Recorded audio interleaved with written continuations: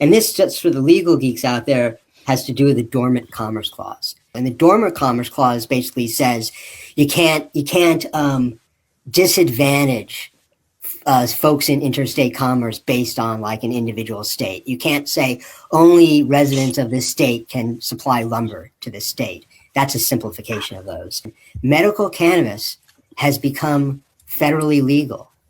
And if you are a producer in, if let's say you have a license in California and Florida, and you want to start bringing in your product from California into Florida, and it's all for legal medical cannabis purposes, and every entity in there is properly licensed under state law and registered with the DEA pursuant to this new final order.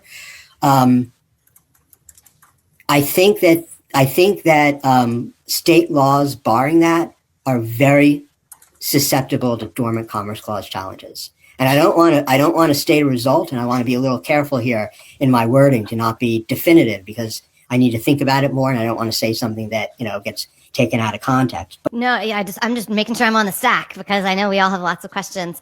Yeah. This is such a big deal, what you're talking about, and a huge element of it is this DEA registration and the way that process flows. This order basically created a regulatory framework, or the auspices of one, because of the way that it described how the DEA will purchase the cannabis for a nominal fee.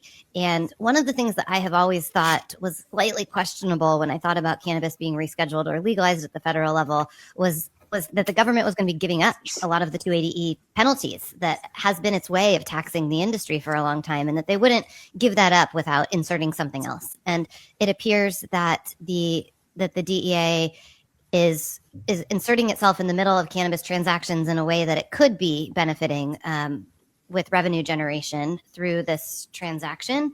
I'd love it if you could just dive in for us to what has been proposed as the DEA's involvement, and why that ultimately means legalization, and how it might be kind of like a licensing fee or taxation in some ways, if you see it that way. Anna Ray, your view that the federal government might want a piece of this is well-founded.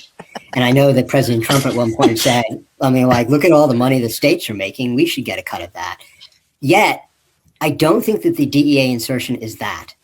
The DEA has been inserted for compliance with international law. And as we said, there was possibility, we thought, that the government wouldn't want to do that, but apparently they do, and they're hewing very close to that. Not very close, they're complying with federal law by doing it this way.